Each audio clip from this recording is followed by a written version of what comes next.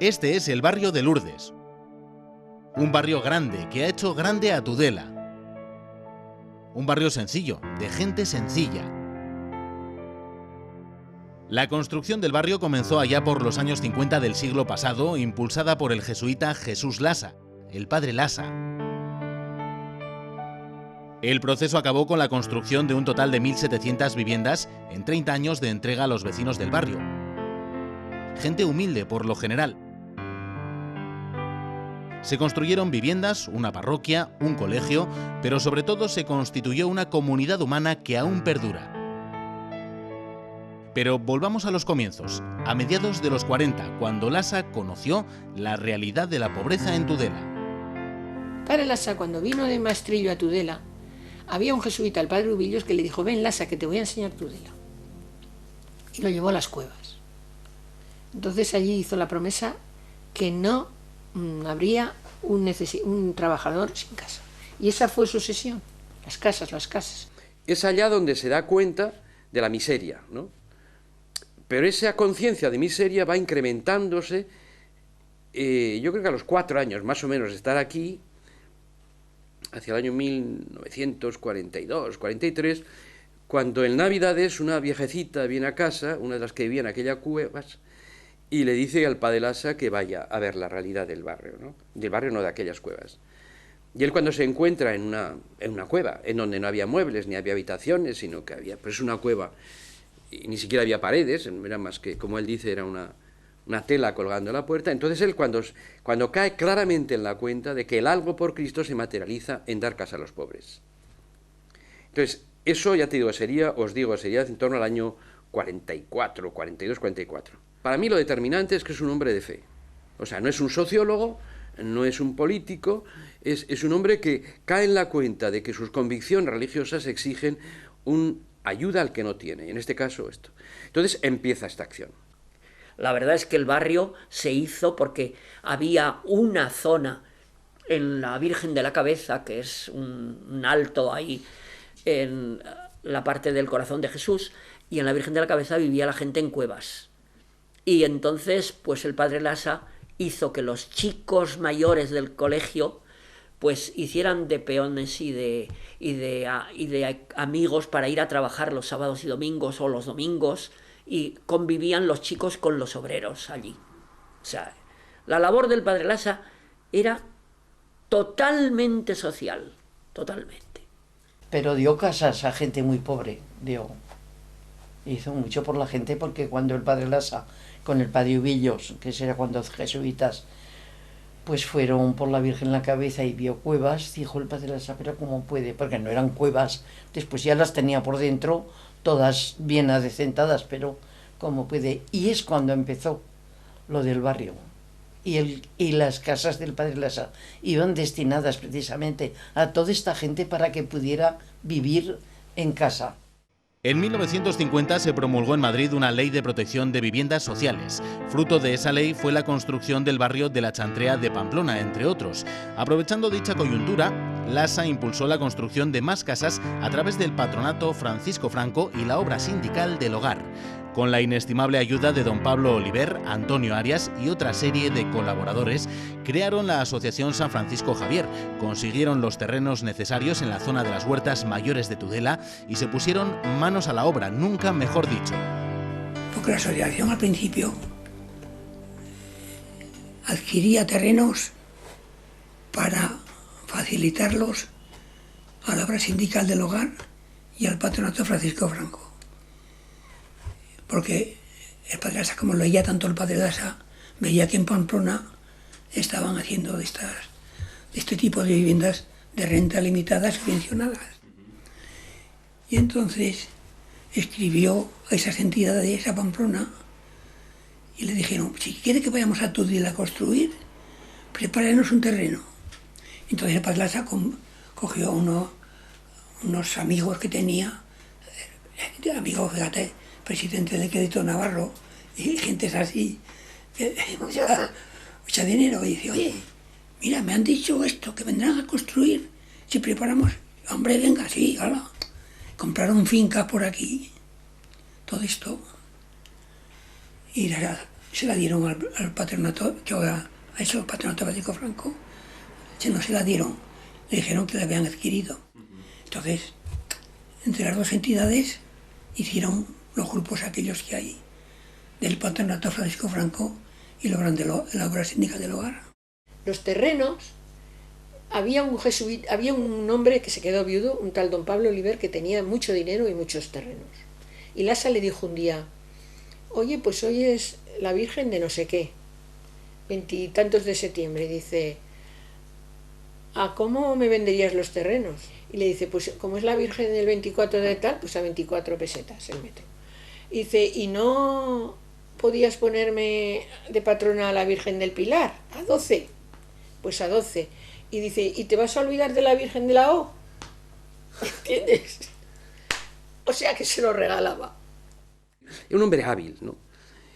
Y un hombre que en un momento determinado, cuando la cosa fue creciendo, pues que supo rodearse de personas que, como él decía, un coche funciona con acelerador y con freno. Él era acelerador, pero necesitaba el freno. Porque si no, él hubiera hecho muchas más cosas y a lo mejor se habría dado de narices en muchos sitios. Entonces, el equipo que le rodeó era capaz de decirle hasta aquí sí, hasta aquí no. Entonces, ya digo, me parece que un hombre de un gran fondo religioso y de una gran calidad humana. Pero vamos, ha sido un hombre que, aparte de que ha tenido fe, ha sido un hombre emprendedor y ha tenido un buen equipo. Y eso es fundamental. El equipo humano ha sido fundamental. En concreto, Antonio Arias, que es su brazo derecho, y es el que hizo de freno, y una cabeza, pues también un hombre desprendidísimo de muchas cosas, ¿no? Importantísimo, importantísimo, persona, en fin, yo no puedo más que hablar muy bien de él, muy bien, un hombre trabajador, un hombre sencillo, un hombre honesto, honrado, en fin, se le podían dejar todos los millones y millones a su lado, que no cogería ni una peseta. De 1951 a 1954 construyeron 80 casas, viviendas construidas por los que serían sus propios moradores, que trabajaban fuera de su jornada laboral, ayudados en ocasiones por algunos alumnos del Colegio San Francisco Javier. Que encima las del Padre Lasa no pagaron entrada, se las trabajaban ellos, claro, tendrían un contratista o un tal, pero allí todos trabajaban, el que era albañil de albañil, el que era carpintero de carpintero, el que era dependiente de una tienda que había, pues de hacer de peón. Ahí se las trabajaron todos para ahorrarse ese dinerico que tenían que dar de entrada, porque luego tenían también su renta. Él se encargaba de traerles el material y todo, y yo gracias al Padre Lasa tengo la casa, sí.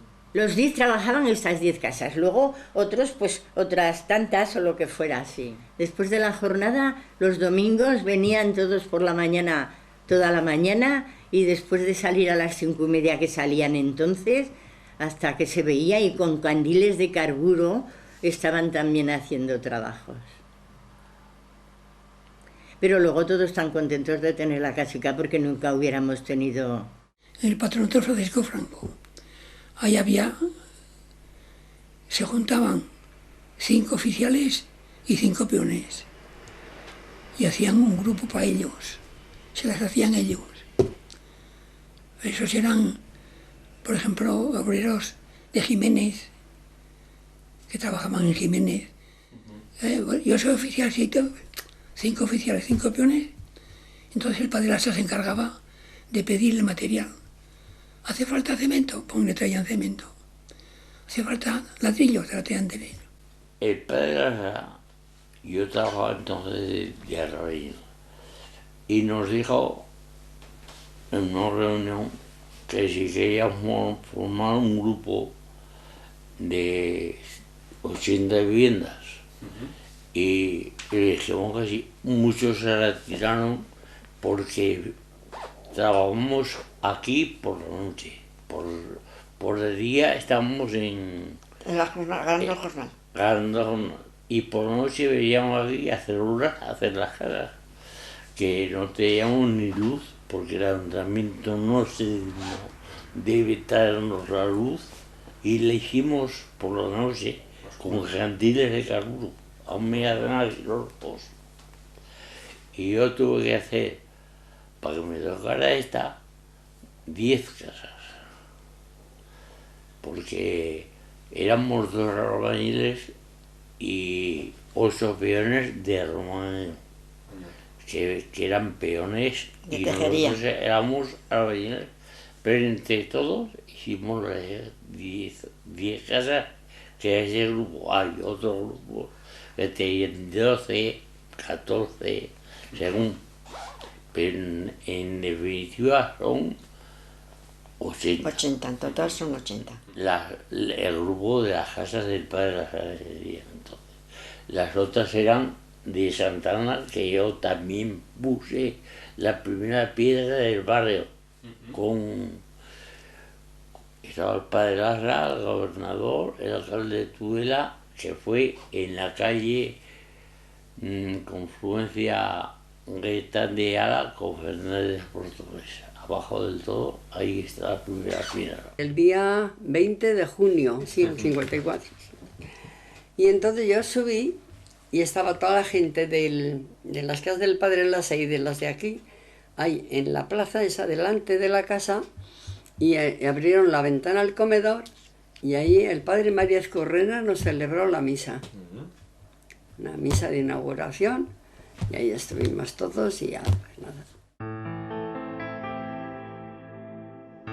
La Asociación Católica San Francisco Javier, tal y como señalaban sus estatutos, tenía como objetivo procurar el mejoramiento y bienestar de la clase obrera, tanto en el sentido material como cultural, físico, espiritual y económico.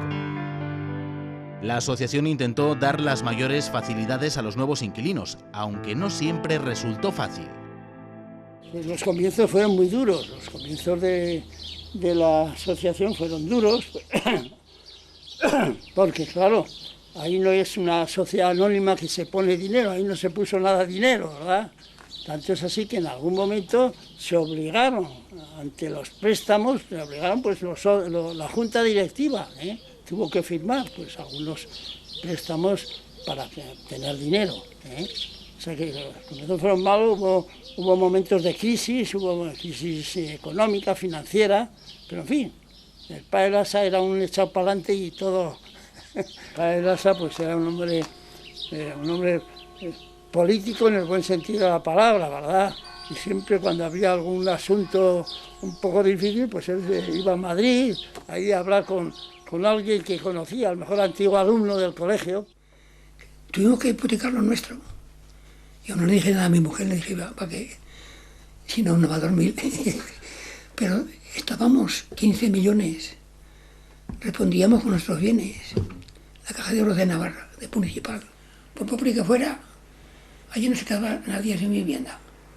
Tenía que pagar, se le daba a plazo más años. Es que de las 1.500 o 1.600 viviendas que la asociación construyó, a nadie se le quitó la vivienda por no pagar. A nadie. Y entonces hubo familias que hubo que darles más plazo para pagar. De 30 o 40 años, pues darle más. Pero todo el mundo pagó su vivienda. Y a nadie se le quitó la vivienda. A nadie. Incluso hubo alguna promoción de viviendas que se vendieron pues a menos de lo que costó. Se había dado ese precio a los que iban a entrar en las casas y después quien dice, oye, que tenéis que pagar 20.000 pesetas más. Sí. Pero bueno, para eso era una asociación, con una finalidad social. Eso sí se tenía muy presente. Pues pagábamos por las casas, yo no sé cuánto era, no sé si era 100 pesetas al mes, que nos daba un papelico, un recibo, creo que era algo así, que pagábamos 100 pesetas, al menos en la de mis padres, a lo mejor otras igual, si tenían algún metro menos eran más baratas, pero yo recuerdo que mis padres pagábamos 100 pesetas al mes. Era casa con local, para comercio, y se podía poner lo que se quisiera. Sé que pagábamos 60 pesetas mensuales, eso, sí. Entonces en la cocina había una puerta que salías al patio, un patio tremendo, tremendo, sí.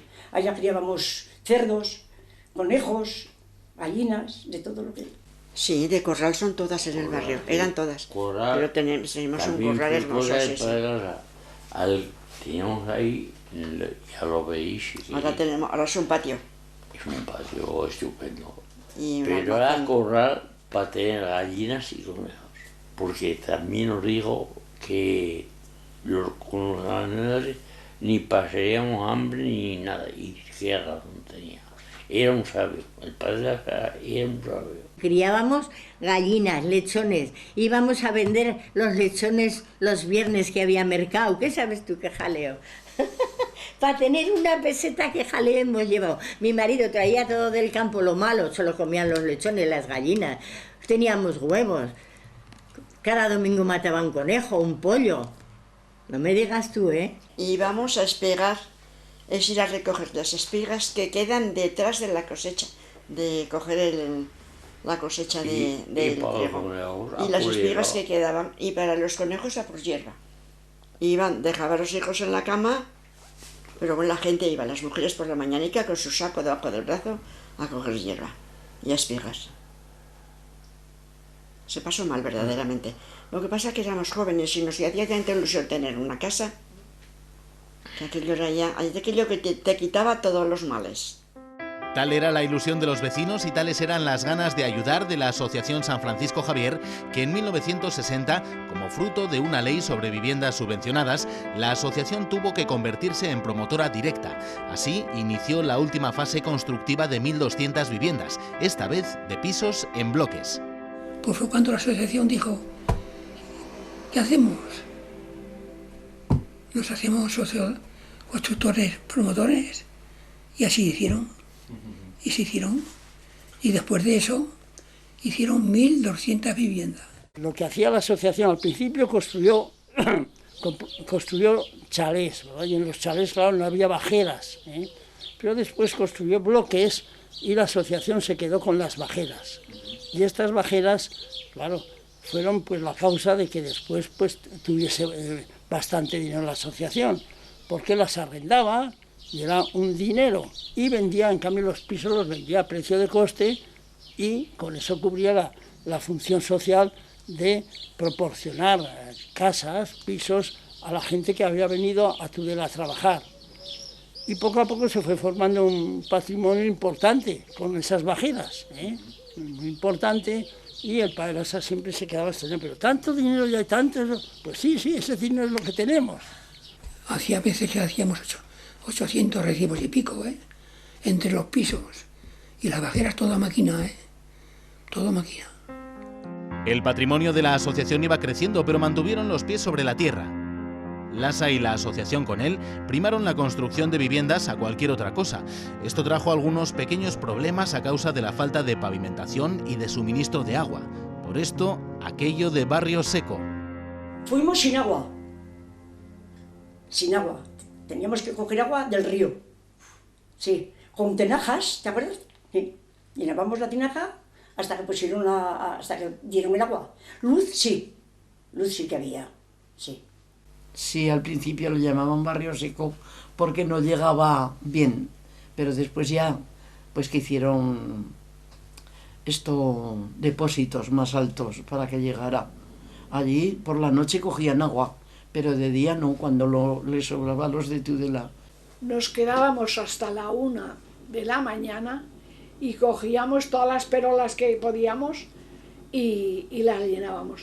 Y a la mañana decíamos, toma, ¿y ahora dónde pongo la comida? Sin agua, vinimos sin agua.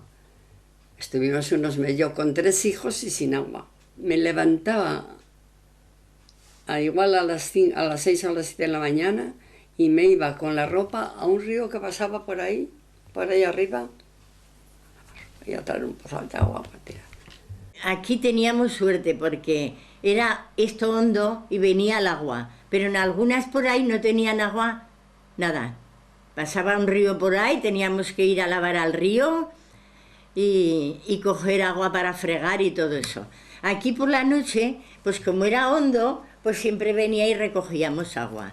Pero a lo primero no había aceras, ni las calles encementadas, todo tierra, todo tierra. Teníamos cuando llovía de limpiar una de barro los zapatos los niños para ir a la escuela. ¿Para qué? Pasamos, pero tan felices. El barrio, allí no había calles, no había aceras, no había de nada, allí no había más que mucho barro y nada más, ya se sabía que salías a la calle a pisar barro.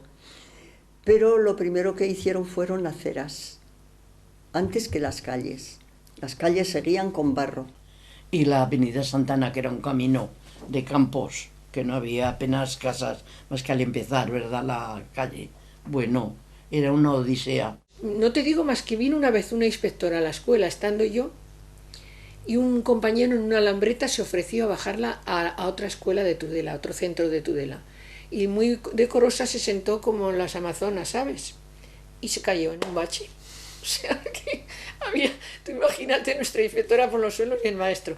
Pues había tantos baches. Sí, hay una cuesta en el barrio que sube, hay una subestación, entonces era defensa de fuerzas eléctricas. Y es una cuesta muy empinada, ¿no? Entonces, claro, cuando llovía, pues ahí bajaba el agua pues a chorros, y el barro que se formaba, y los coches, claro, en primera, segunda, que subían, pues los agujeros que había eran tremendos, ¿no? Y a algún gracioso se le ocurrió, un día de esos de lluvia, con 2 palos hizo una cruz y puso un cartel: monumento a los caídos aquí, ¿no?, por los agujeros que había tan grandes. Cuando llovía, te ponías de barro. Y aquí había un vecino que era el Mariano, uno de aviación. Tenía un hijo que trabajaba en la azucarera. Iba con ese camión que tenían, que no pinchaba nunca porque era de rueda maciza. Y decía: mira, si queréis, yo pido el camión y voy a la azucarera, vamos, venís conmigo, lo que queráis, para cargar y descargar. Carbonilla, de lo que quemaba los hornos, estaba ya en eso. Íbamos con el camión, cargábamos carbonilla y por aquí, por las calles, la esparcíamos porque aguantaba, ¿sabes?, la carbonilla, y así empezamos a vivir aquí. Pero Lasa decía: primero las casas, luego ya vendrá lo demás. Y aunque nos parecía una locura, y decías, pero luego vino lo demás. O sea, tenía como una visión de futuro Lasa. Así, al principio casas únicamente, es decir, esa necesidad social, que vinieron mucha gente a trabajar. Cuando el desarrollo industrial, cuando se creó pues la Saño, la Pier, se necesitaban mano de obra y vino mucha gente de fuera. Como dicen ahí, castellanos vinieron. Unos iban a la azucarera, otros iban a la fábrica de Jiménez, que ahí se colocaba todo el mundo. Eso le llamaban auxilio social. O estaban en obras trabajando, o iban a fábricas, o eran de campo también. Había muchos de campo, que decíamos aquí, agricultores. Había pintores, de todo. La gente del barrio, pues sobre todo en esta fábrica de Enrique Jiménez de cerámica, esto aglutinó a todos los del barrio. Esto, toda la avenida Santana, desde esta zona hasta abajo, y muy profunda, era la empresa. Poco a poco, los vecinos, en su mayoría obreros, fueron asentándose en el nuevo barrio. Comenzó la convivencia, la colaboración, el comercio, la vida en la calle y el tomar la fresca las tardes de verano, como en un pueblo. Lo pasábamos bien, la verdad es que sí. Pero entonces era como un pueblo, porque no pasaban coches. Claro, había muy pocos coches y entonces podías estar. Pero después ya no, ya los coches nos despacharon de la calle a la gente, que solía mucho salir a la fresca. A lo primero, antes de poner la tienda, nos traían el pan y la leche, porque había un vaquero ahí bajo donde te he dicho yo, al terminarlas, pues tenían vaquería, y nos traían la leche. Llevaban cántaros y la medida y nos echaban. Yo me acuerdo que abría la ventana de la cocina y le ponía el cacharrico y sí. Y el pan también nos han traído a casa. Pues entonces, como no estaba la plaza, había casas que las habían hecho ya a propósito para tiendas. En una tenían la pescadería, la Hugué, la Conchita Hugué, sus padres. En otra estaba el estanco, pero que vendían de todo también. En otra la tenía Miranda. ¿Te acuerdas de Miranda? ¿Ese También. que tenía? Y tenía tienda de ultramarinos también. Y luego la Juaní, otra que vivía por arriba, que tenía la cooperativa, no sé qué decían que tenía por allí también. Y ya no había más. Había un bar allí y un bar que también, vamos, que lo hicieron para el barrio, el bar. Y en ese bar, pues allí teníamos todo. Los domingos teníamos la misa, y a diario pues era el bar, y los domingos después de la misa pues también era el bar. Y bueno, pues allí se repartía la leche y el queso. Traía quesos de bola, de esos rojos, y se repartía para todos los que iban. Y cuando mi madre se quedó viuda, el padre Lasa le agenció la casa donde se daba la leche que estaban hablando, donde la gente iba con una lechera a por leche. Y ahí hubo seguramente la primera guardería que hubo en Tudela, que también la guardaba el padre Lasa.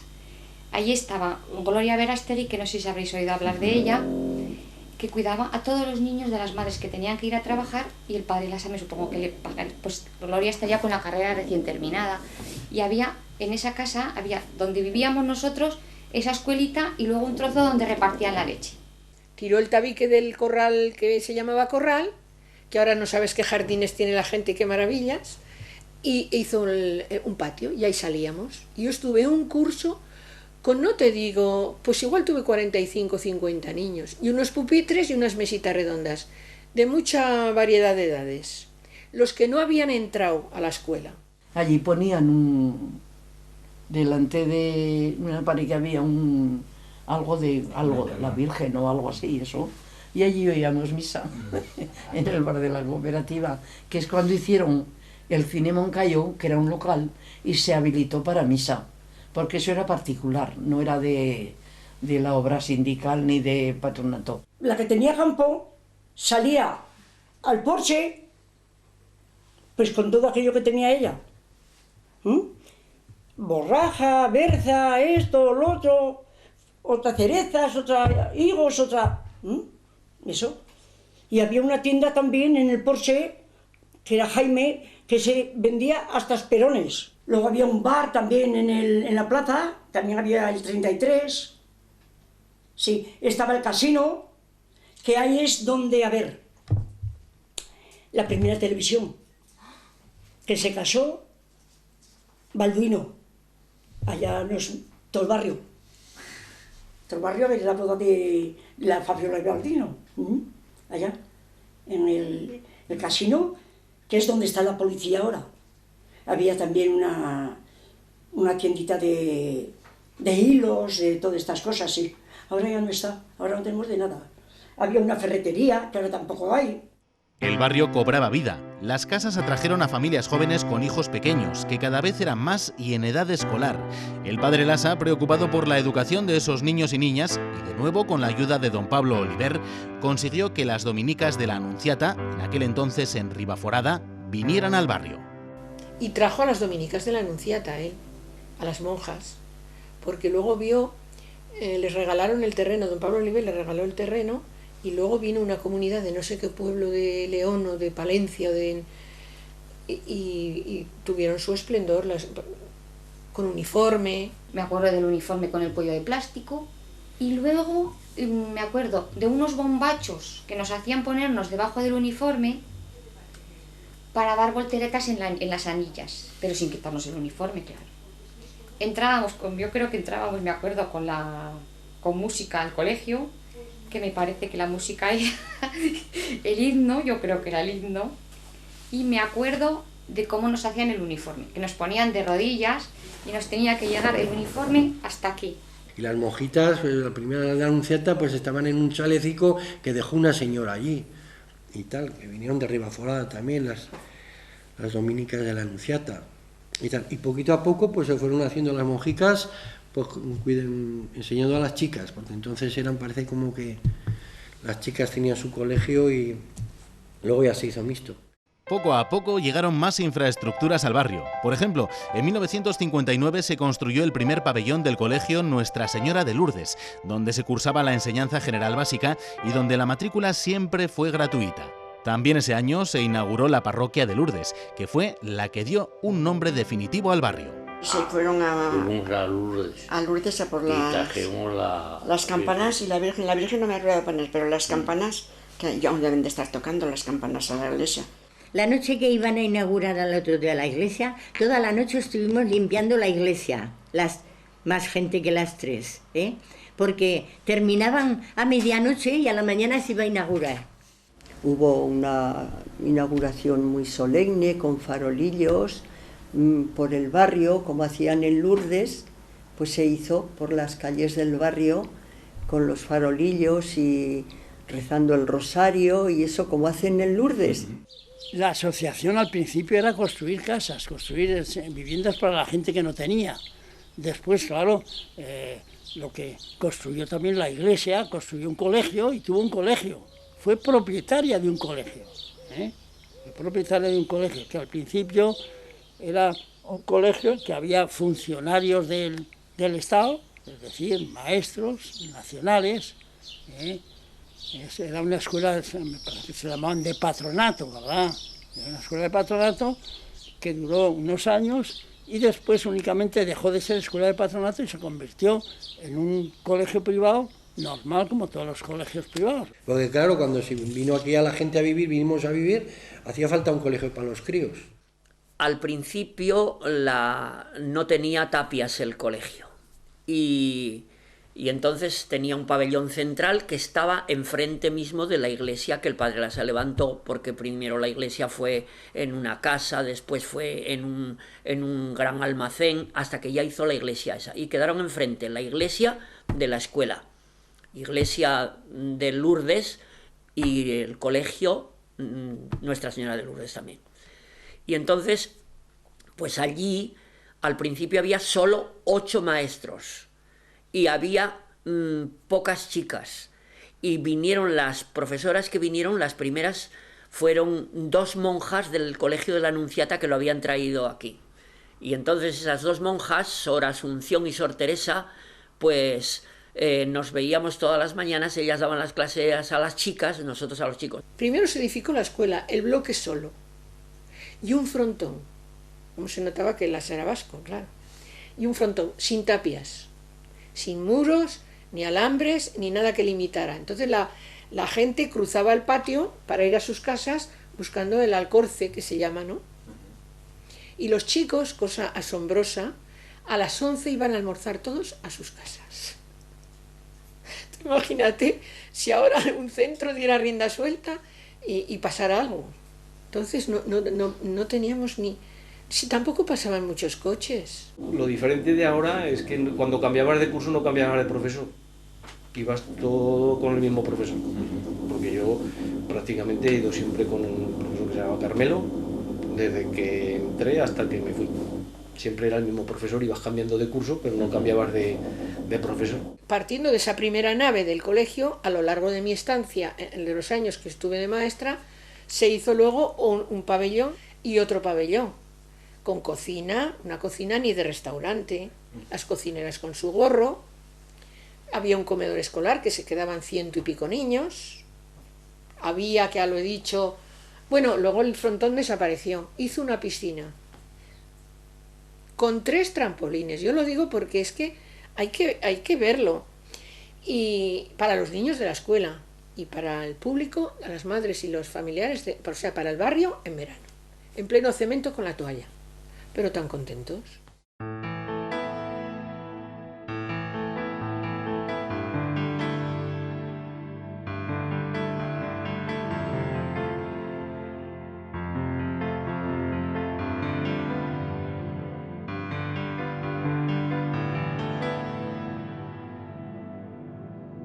Luego celebrábamos la fiesta de Lourdes, por todo lo alto, con una dedicación de los maestros que no lo querréis creer. Yo creo que no sé si existe ahora esa idea de la escuela como tuya. Se celebraba el día 11 de febrero, que es la Virgen de Lourdes, pero tantos preparativos, gigantes, cabezudos, o lobo, traca final, hoguera, disfraces, los faroles, como trajo de Lourdes un modelo de farol. Y lo hacíamos los chicos como manualidad. Y entonces se hacía la fiesta de la Virgen de Lourdes el 11 de febrero, que era impresionante, donde actuaban los cabezudos y los gigantes y las comedias, todo se hacía alrededor del Día de la Virgen de Lourdes.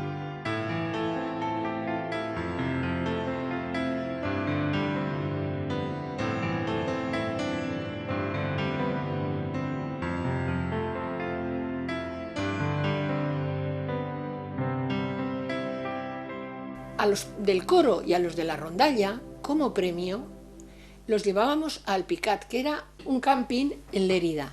Teníais que ver cómo íbamos.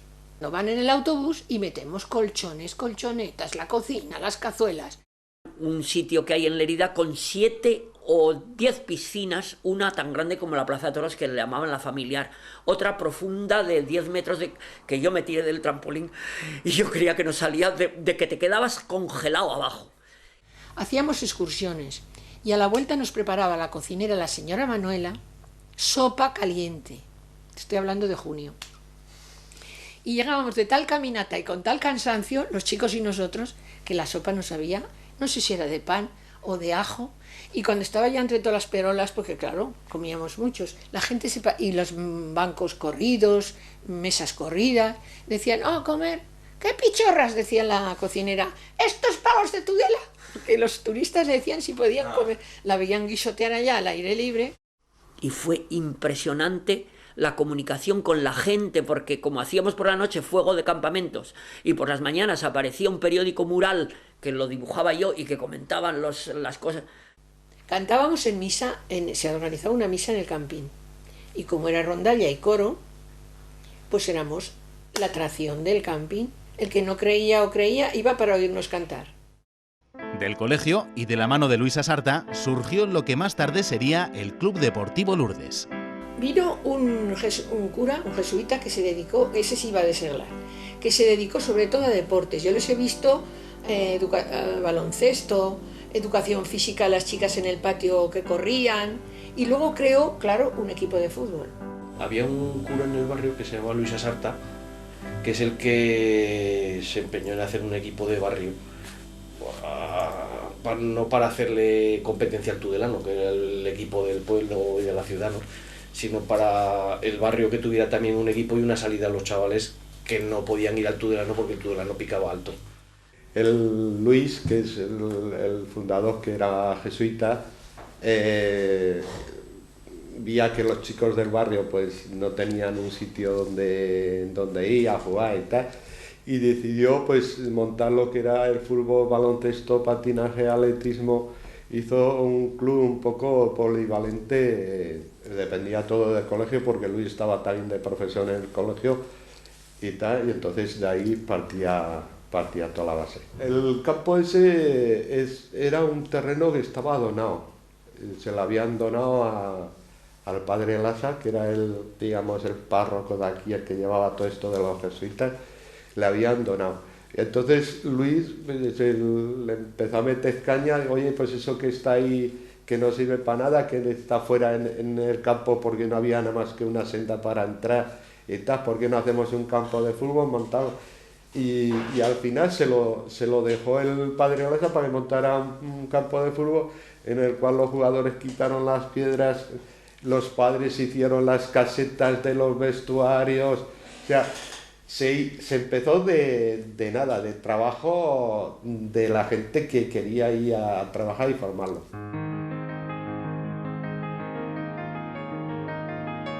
La construcción de las casas y de las diversas infraestructuras trajo consigo la creación de una comunidad humana en la que los vecinos colaboraban unos con otros, se relacionaban y fueron protagonistas de un amplio movimiento social.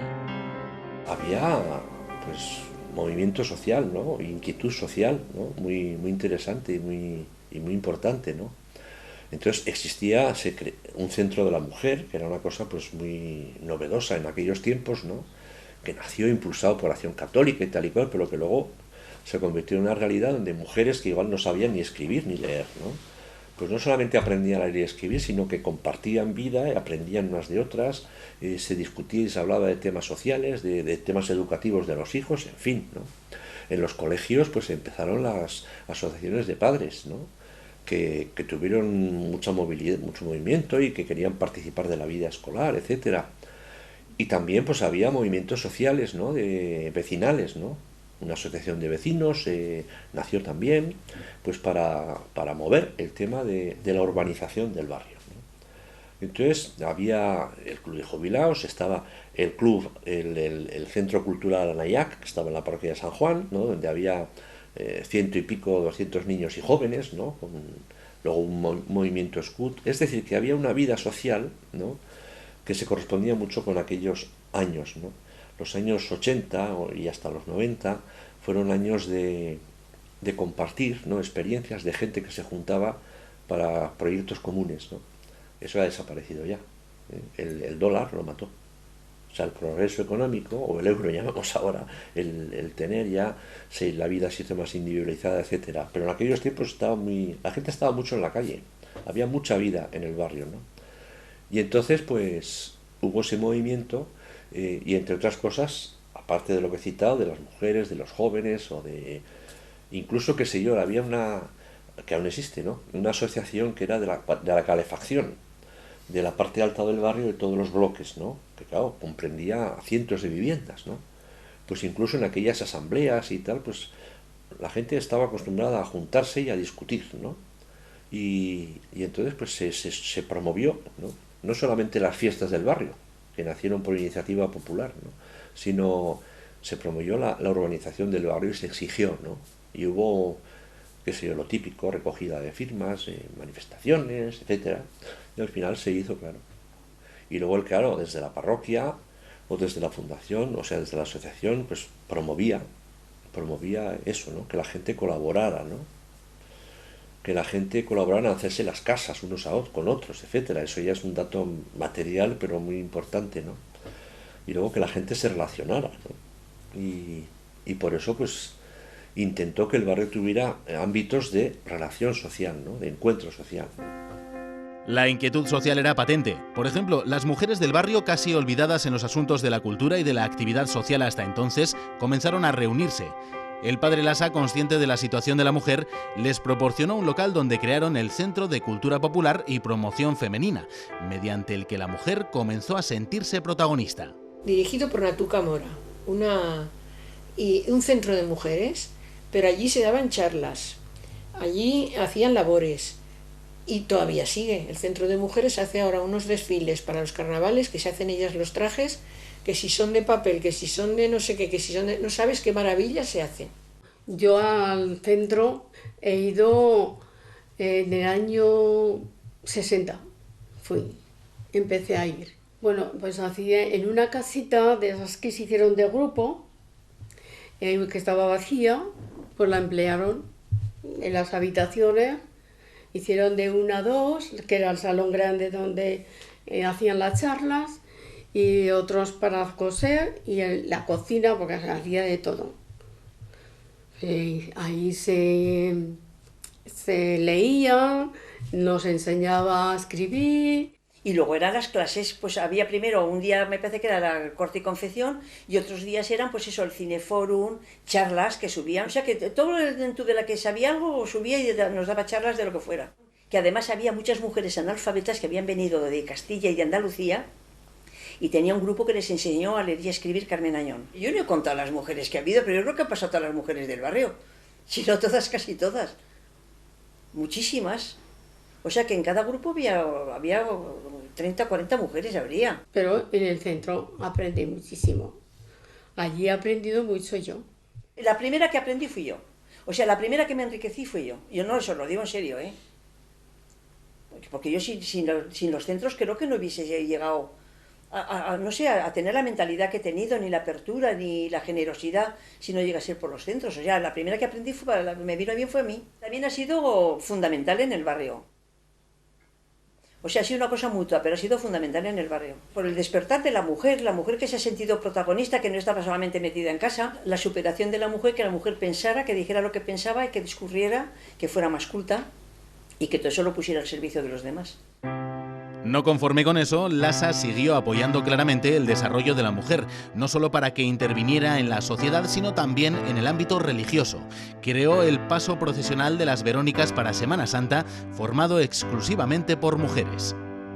No se limitaba a que las mujeres estuvieran limpiando en la parroquia, en las iglesias. Las mujeres tenían que tener una posición activa en la iglesia. Sí, pues, lo decía mucho, que no estábamos solamente para limpiar los candelabros, decía, era su frase. Y había un grupo de señoras mayores que iban que tenían unas reuniones que eran las Marías de los Agrarios, me parece, ¿no?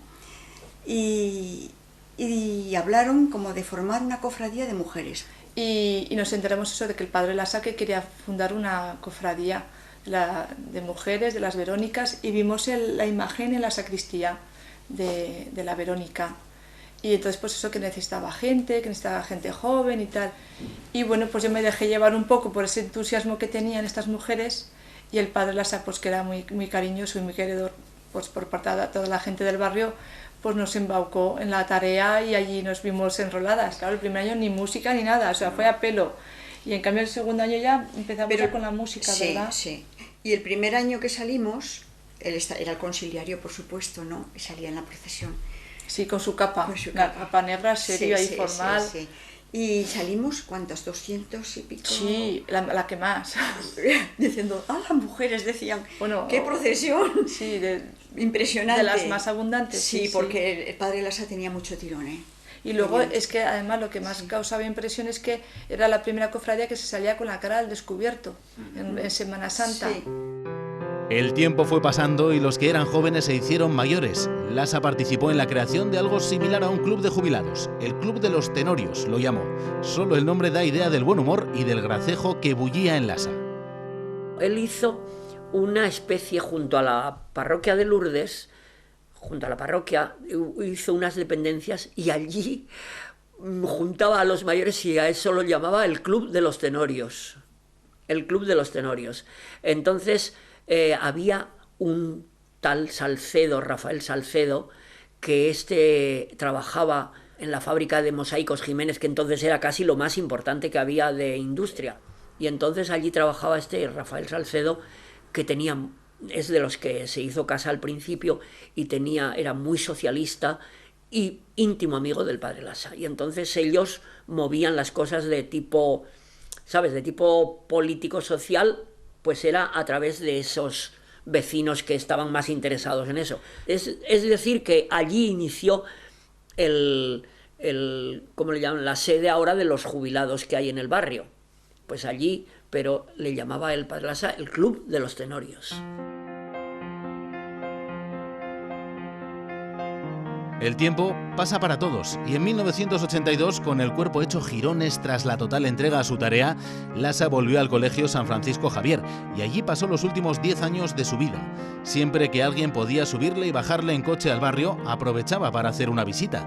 Sin embargo, los últimos días de su vida los pasó lejos de su barrio.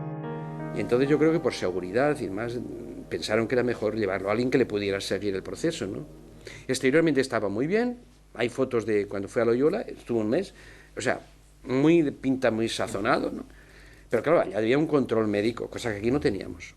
Y le dije, mi padre Lasa, por razones de salud, el provincial me dice que sería oportuno de que usted vuelva a su tierra, que vuelva a la casa donde entró a Loyola.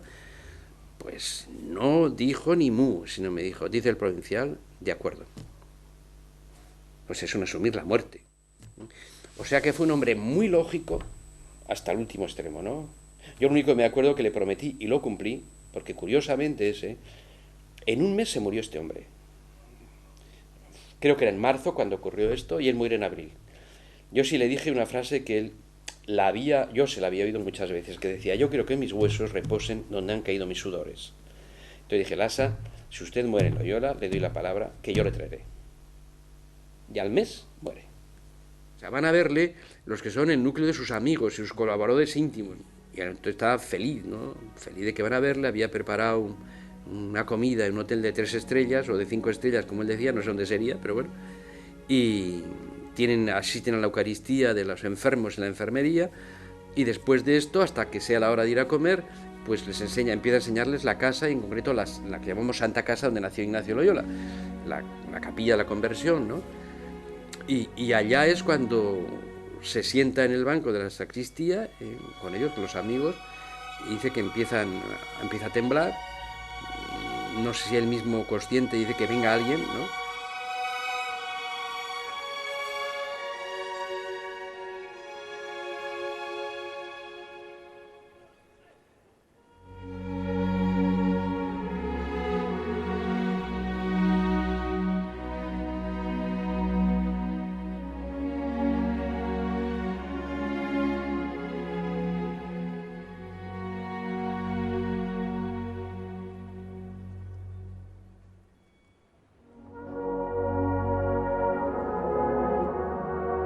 cuando de aquí bajamos al cementerio, que fui yo al cementerio a la conducción del cadáver, cuando estaban ya para tapiar, o sea, tenemos allá para tapiar con ladrillos, viene corriendo una señora y me trae una teja. Y la buena señora me dijo, quiero que se entierre con el padre Lasa. Es una teja de la primera casa que se construyó. Me dejó emocionado. Y espero que allá, junto al cadáver, siga la teja. Es decir, que las casas le siguen.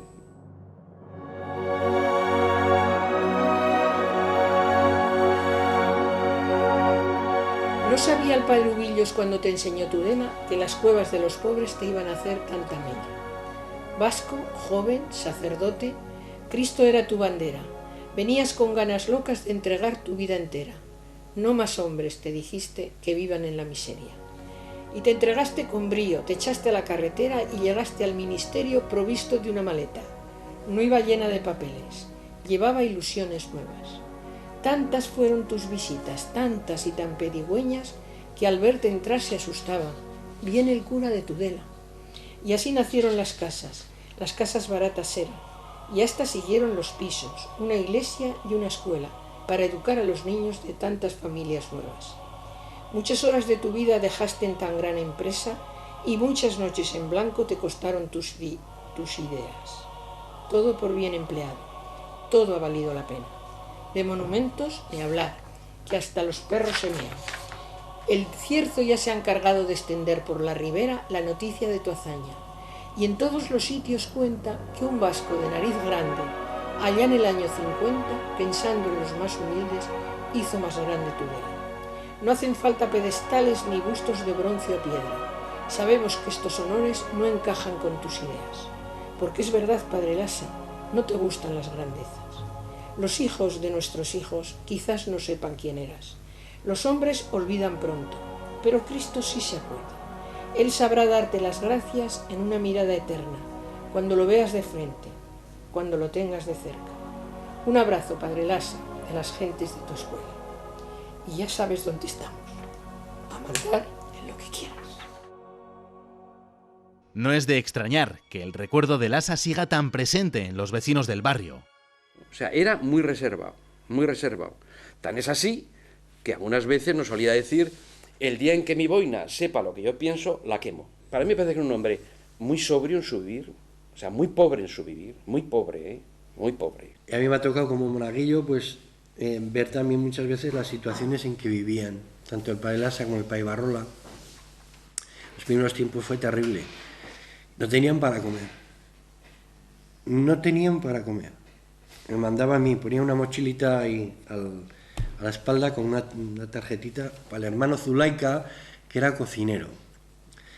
Y le decía, hermano Zulaika, por favor, entreguen 3 kilos de patatas, 2 latitas de sardinas, unas pastillitas de avecren, unos fideos. O sea, realmente aquí lo pasaron muy mal, muy mal, muy mal. Es verdad que ya luego empezaron a bajar a comer los domingos al colegio. Yo creo que ahí reponían ya un poco fuerzas para toda la semana, pero vamos, los principios fueron muy difíciles para ellos. Cuando Lasa entraba a la escuela, a las clases, las visitaba muchísimo, con muchísima frecuencia. Y no sabes lo que hacía. Hacía ver ojos saeta, decía si entraba como era grande, ojos saeta, oídos, televisión, decía, antena, bueno, que se hacía un silencio para entrar a hablar con ellos, y les daba una alegría que llegara a Lasa, para preguntarles, y luego si le preocupaba alguna familia te preguntaba, ¿cómo viene el niño? ¿Viene en condiciones? ¿Viene limpito? ¿Viene...? Pregúntele usted si que ha comido, alguna vez me decía, y si tú le decías, pues dice que no ha cenado porque se gasta un huevo.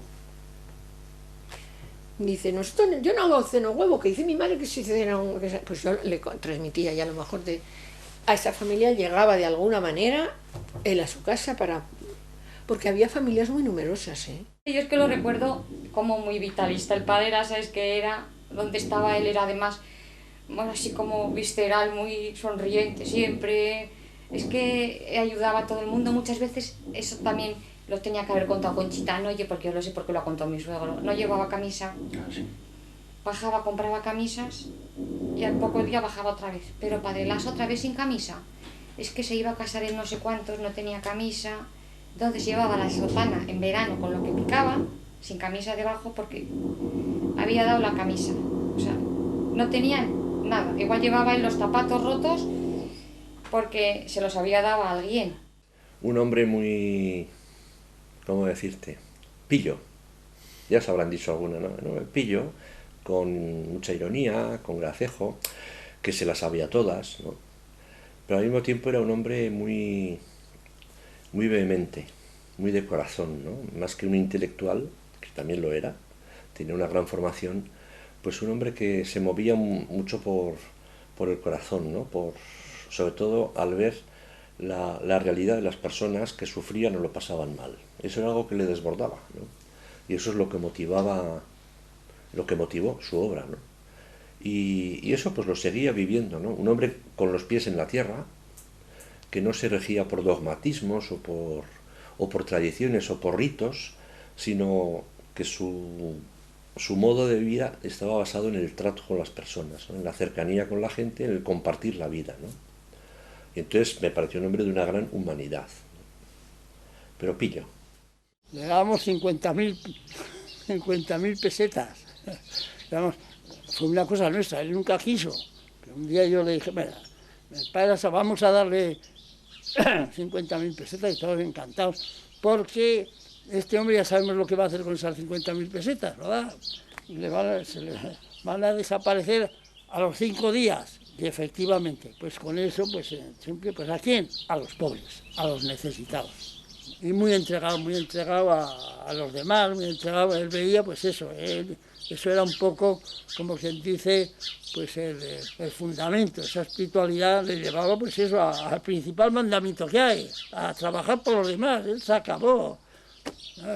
No quería más que la gente tuviese casa, que la gente viviese bien, que la gente pudiese estudiar y esa era su espiritualidad. Pero si no hubiera sido por él, merece un monumento, vamos. Merece que lo hagan santo al Padre Lasa. Porque persona más buena que él yo creo que no ha habido ni habrá. En plan de... Aunque haya sido un poco negociante y eso, pero él todo lo ha hecho por los pobres. Cualquier cosa que le regalaran en Navidad o en su cumpleaños, si era un animal vivo se iba a otro corral.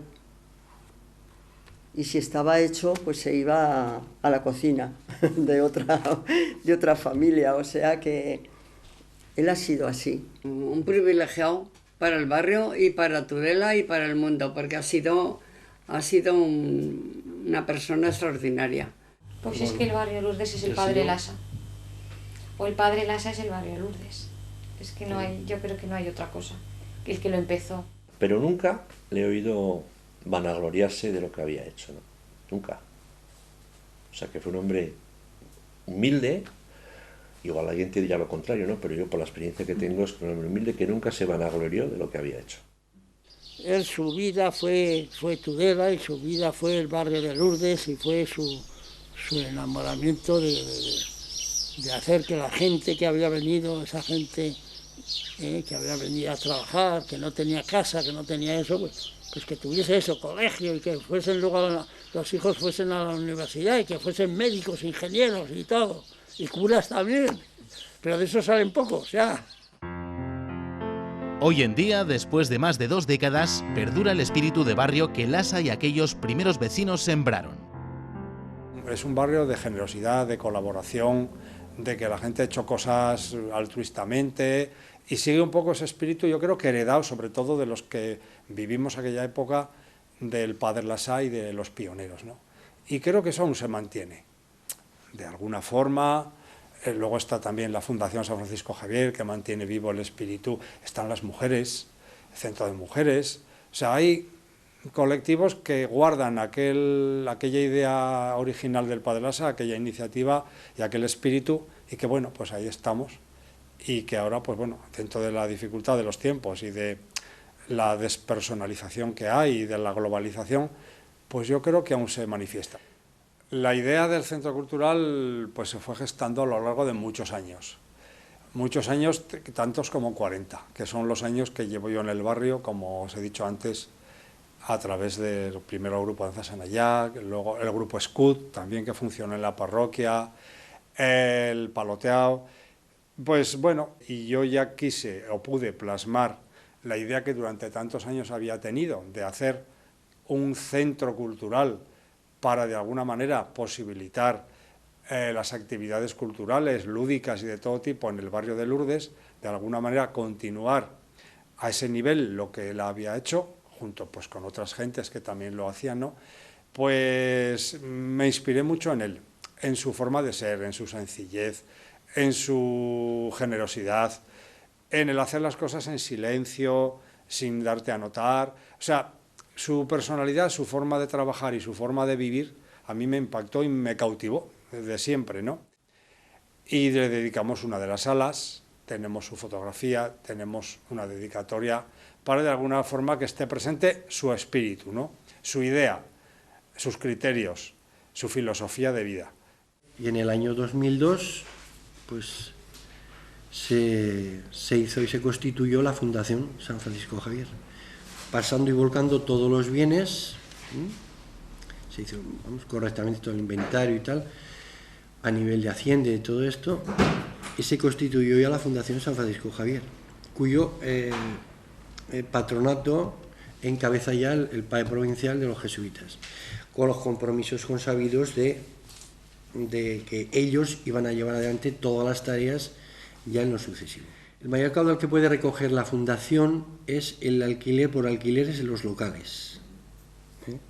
Son bajeras que se alquilan a precios también bastante bajos. Se aporta también a todas las entidades que se estudian y se ve si realmente, pues esto puede ser ANFAS, puede ser ANASAP,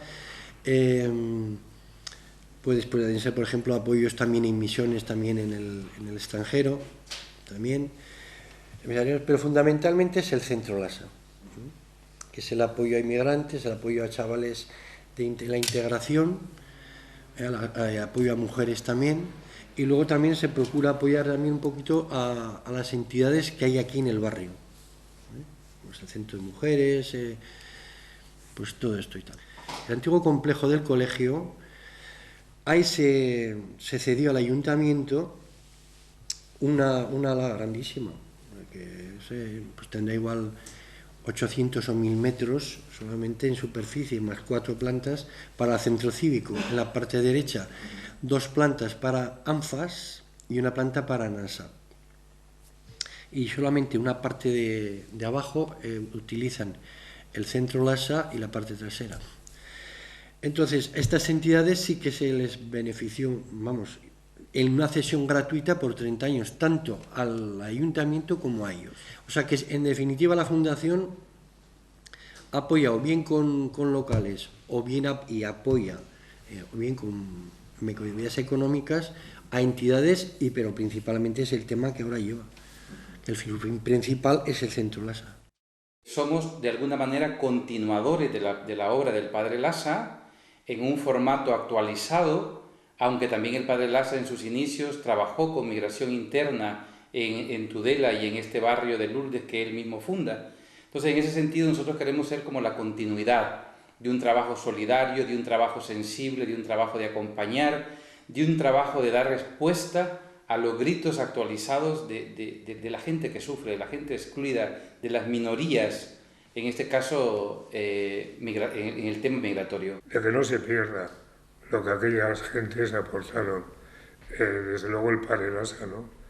Pero también aquellos que le apoyaron incondicionalmente, los miembros de la Asociación San Francisco Javier, y también aquellos que empezaron con las primeras casas, que eran los que ellos mismos trabajaban en la casa y demás, bueno, y luego ya a todos, ¿no?